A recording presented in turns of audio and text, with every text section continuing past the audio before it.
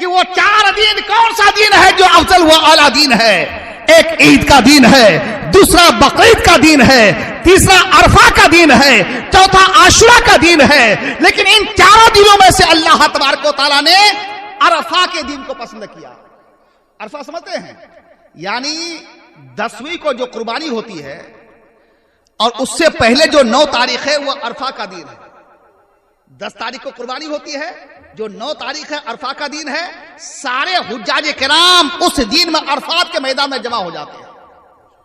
سارے حجاج کرام اس دن میں عرفات کے میدان میں جمع ہو جاتے ہیں، کیونکہ عرفات کے میدان میں حجاج کرام کا پہنچنا یہ فرض ہے. اگر کوئی حاجی پیچھے رہ گیا تو وہاں سے واپس آنا ہوگا، لیکن اس کا حج نہیں ہوگا، کیونکہ یہ فرض ہے. تو اللہ تبارک و تعالیٰ نے عرفہ کے دن کو پسند کیا. تو اے مسلمانوں، جس طریقے سے 360 دن ہیں ویسی ہی 360 راتیں بھی ہیں. اللہ تبارک و تعالیٰ نے 360 راتوں میں سے 4 رات کا انتخاب فرمایا. ایک رات وہی لیلۃ البرات کی رات ہے، دوسری رات شب قدر کی رات ہے، تیسری رات جمعہ کی رات ہے، چوتھی رات عیدین کی رات ہے. لیکن اللہ تبارک و تعالیٰ نے ان 4 راتوں میں سے شب قدر کی رات کو جو ہے، شب قدر کی رات کا انتخاب فرمایا. شب قدر کی رات وہ رات ہے کہ ایک رات میں عبادت کرنے کی وجہ سے اللہ تبارک و تعالیٰ 1000 راتوں کا ثواب ان کے نام اعمال میں لکھا جاتا ہے. اس کے بعد حضرات محترم، آج ہم اور آپ جس بیلٹے میں رہتے ہیں، ہر 5 کلو 10 کلومیٹر میں آپ کو جو ایک ندی ملے گا، دریا ملے گا. لیکن اے مسلمانوں، دنیا میں بے شمار ندیاں ہیں. ان ندیوں کو آپ گننا چاہیں تو گن نہیں سکتے. لیکن 4 ندیاں 4 دریا اللہ تبارک و تعالیٰ کو بہت ہی پسند. اور ان 4 دریوں میں سے اللہ تبارک و تعالیٰ نے ایک دریا کا انتخاب فرمایا. تو آپ کہیں گے کہ وہ کون ایسا دریا ہے جو دریا اللہ تبارک و تعالیٰ کو پسند ہے؟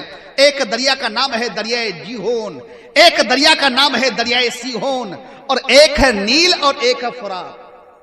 ایک دریائے نیل اور ایک دریا فرات، ایک جیہون اور ایک سیہون. لیکن ان 4 دریوں میں سے اللہ تبارک و تعالیٰ نے فرات کو پسند کیا. کس کو پسند کیا؟ وہی دریائے فرات. کہاں ہے؟ آپ کربلا کے جو واقعہ سنتے رہتے ہیں، جو سرزمین کربلا سے سٹا ہوا دریا تھا، وہی دریائے فرات. وہ دریائے فرات کو اللہ تبارک و تعالیٰ نے پسند کیا. اور اس کے بعد حضرات محترم، دنیا میں بے شمار پہاڑ ہیں. اگر پہاڑوں کو کوئی گننا چاہے تو پہاڑ گن نہیں سکتا. سارے پہاڑ 9 ہیں، لیکن سارے پہاڑوں میں سے اللہ تبارک و تعالیٰ نے 4 پہاڑ کا انتخاب فرمایا. ایک لبنان کا پہاڑ ہے، ایک لکام کا پہاڑ ہے، ایک احد پہاڑ ہے، ایک طور پہاڑ ہے. پھر ان 4 پہاڑوں میں سے اللہ تبارک و تعالیٰ نے طور کو پسند کیا. وہی طور پہاڑ جس میں اللہ تبارک و تعالیٰ نے حضرت موسیٰ کو بلایا تھا اپنا صفاتی جلوہ دکھانے کے لیے. اس کے بعد حضرات محترم، پورے سال میں 12 مہینے ہیں، اور 12 مہینوں میں سے اللہ تبارک و تعالیٰ نے 4 مہینے کا انتخاب فرمایا. ایک رجب کے مہینے کو پسند کیا، ایک شعبان کے مہینے کو پسند کیا، ایک رمضان کے مہینے کو پسند کیا، ایک محرم کے مہینے کو پسند کیا. پھر میرے نبی فرماتے ہیں کہ ان 4 مہینوں میں اللہ تبارک و تعالیٰ نے شعبان کے مہینے کا انتخاب فرمایا، کیونکہ یہ شعبان کا مہینہ میرا مہینہ ہے. شعبان کا مہینہ کس کا مہینہ ہے؟ میرا مہینہ ہے. لیکن اے مسلمانوں، شعبان کا مہینہ کتنا بابرکت والا مہینہ ہے کہ حضرت عائشہ فرماتی ہے کہ جب شعبان کا مہینہ آتا کہ میرے نبی کریم صلی اللہ تعالیٰ علیہ وسلم کا حال یہ تھا کہ پورے مہینے میں روزہ رکھا کرتے تھے. تو میں کہتی کہ یا رسول اللہ تبارک و تعالیٰ نے آپ کو معصوم بنایا ہے، یہ شعبان کا مہینہ ہے، اس کے بعد رمضان کا مہینہ آئے گا، لیکن آپ اس طریقے سے روزہ کیوں رکھتے ہیں؟ تو اے مسلمانوں، اپنے ایمان کو تازہ کریں. میرے نبی فرماتے ہیں کہ اے عائشہ، اس مہینے میں ہم روزہ اس رکھتے ہیں کہ اسی مہینے میں بندوں کا اعمال خدا کے بارگاہ میں پیش ہوتا ہے. تو میں روزہ اس رکھتا ہوں کہ جب میرا اعمال خدا کے بارگاہ میں پیش ہو تو میں روزے سے ہوں. میں کیا ہوں؟ روزے سے رہوں، حالت روزہ میں رہوں، اس لیے میں روزہ رکھتا ہوں. تو اے مسلمانوں، روزہ کی کتنی بڑی فضیلت ہے. تو اس مہینے میں ہم اور آپ کو روزہ رکھنا چاہیے کہ اسی مہینے میں بندے کا اعمال خدا کے بارگاہ میں پہنچتا ہے. اور حضرات محترم، دوسری حدیث پاک کے اندر آتا ہے کہ اس حدیث کے راوی بھی حضرت عائشہ ہیں. وہ فرماتی ہے کہ ایک بار میں نبی کو اپنے بستر پر کمرے میں موجود نہیں پایا. جب آدھی رات گزری تو میں گھبرا گئی کہ بھائی نبی تو میرے پاس تھے لیکن نبی یہاں موجود نہیں ہے. تو جو مدینہ شریف میں جو قبرستان ہے اس قبرستان کا نام ہے جنت البقیع. تو حضرت عائشہ سے جنت البقیع قریب تھا.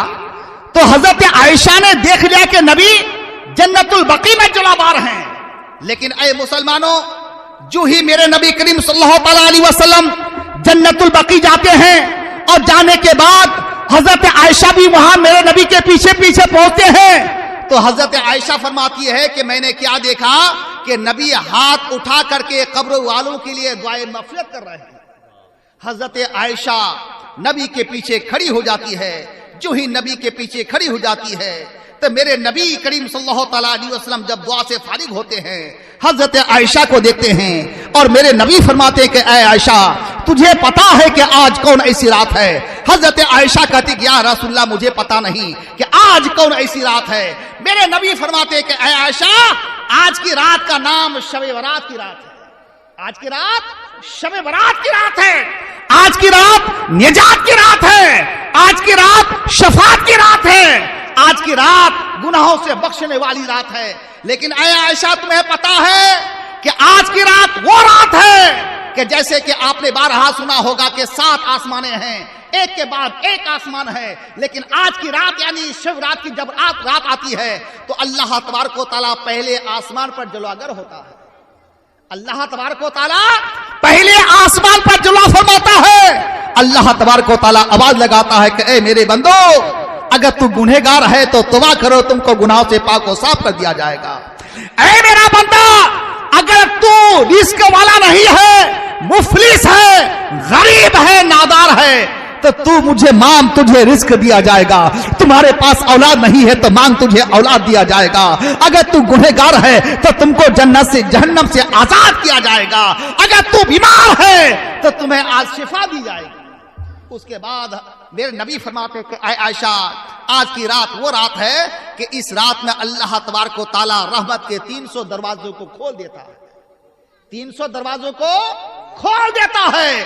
تو اے مسلمانوں اس رات تو اللہ تبارک و تعالیٰ کے 300 دروازے کھلے رہتے ہیں.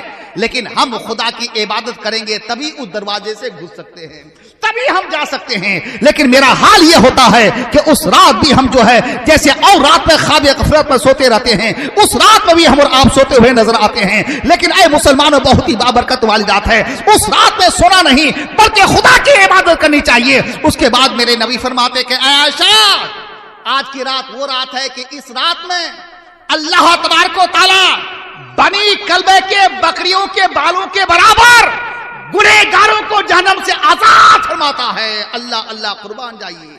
اے مسلمانوں ایک بکری کا بال کوئی پورا محلہ مل کر کے نہیں گن سکتے ہیں. لیکن ایک قبیلہ ایک بستی کے اندر کتنی بکریاں تھیں؟ پہلے کے زمانے کے لوگ بکریاں پالا کرتے تھے. سارے لوگوں کے پاس جو ہے بکریوں کی ایک جماعت رہا کرتی تھی. لیکن میرے نبی فرماتے ہیں کہ بنی کلبے کے محلے میں جتنی بکریاں ہیں سارے بکریوں کے بالوں کے برابر اللہ تبارک و تعالیٰ گنہگاروں سے جہنم سے آزاد فرماتا ہے. تو اے مسلمانوں ہم لوگ گنہگار ہیں، خطا کر ہیں، سیاہ کر ہیں. ہو سکتا ہے کہ ہم اس رات خدا کی عبادت کریں، اس رات خدا کو آواز لگائیں تو اللہ تبارک و تعالیٰ ہماری بھی مغفرت فرما دے، ہمیں بھی جہنم سے آزاد فرما دے. لیکن اے مسلمانوں اس کے لیے ہم اور آپ خدا کی عبادت کریں گے تبھی. اور ایک چیز آپ کو یہ بتا دیتے ہیں کہ اگر کوئی مسلمان شب رات کی رات میں جاگے، شب قدر کی رات میں جاگے، عرفہ کی رات میں جاگے، جمعے کی رات میں خدا کی عبادت کرے، عیدین کی رات میں خدا کی عبادت کرے تو اللہ تبارک و تعالیٰ ایسے لوگوں کی حتمی مغفرت فرما دیتا ہے.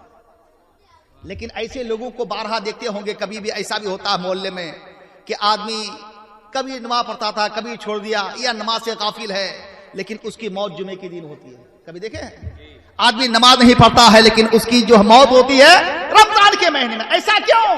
لیکن اے مسلمانوں وہ انسان کبھی ایسی رات کو جاگا ہوگا، کبھی اس کا بھی اس کی آنکھیں آنسو سے تر ہو کر کے خوف خدا کی وجہ سے رویا ہوگا تو خدا نے تو ان کی مغفرت فرما دی کہ اے میرا بندہ تو जन्नती है।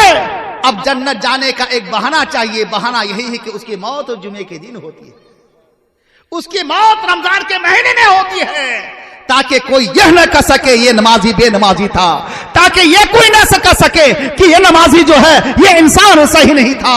लेकिन ऐ मुसलमानों, आपने बारहा सुना होगा कि जुमा का दिन में मरने वाला, रमजान के महीने में मरने वाला, अल्लाह तबारक व तआला सीधा उन्हें जन्नती बना देता है, वो जन्नत का हकदार कर दिया जाता है। तो ऐ मुसलमानों, शब-ए-बारात की रात अन करीब आने वाली है, लेकिन मेरे दोस्त बुजुर्गों, जुमेरात, लेकिन हजरात कोई मसला ये भी है कि कम से कम उस दिन 2 रोजा रखें, यानी पूरे शाबान के महीने में कम से कम 2 रोजा। अगर उससे ज्यादा रखना चाहे तो बहुत ही अच्छी बात है, आप 14 को रोजा रखें, 15 को रोजा रखें। अगर 2 रोजा रखना चाहते हैं तो 14 और 15, जो सामने वाला जुमा आएगा, जुमा और शनिचर को, जुमा को 14 तारीख है और शनिचर को 15 तारीख है। जुमा का दिन रोजा रखें, शनिचर के दिन रोजा रखें, बहुत ही इन रोजों की फजीलतें हैं मेरे दोस्तों बुजुर्गों। रहमत हक बहाना भी जोयद, हम तो गुनहगार हैं, खताकार हैं, सियाकार हैं। हो सकता है कि आपने यही रोजा रखा और यही रोजा खुदा के बारगाह में कबूल हो जाए, तो जिंदगी भर के गुनाह अल्लाह तबारक व तआला इस रोजे के सदक़े से गुनाह हमारे बख्श दिए जाएंगे, हमें माफ कर दिया जाएगा, और इसी रोजे की बदौलत हमें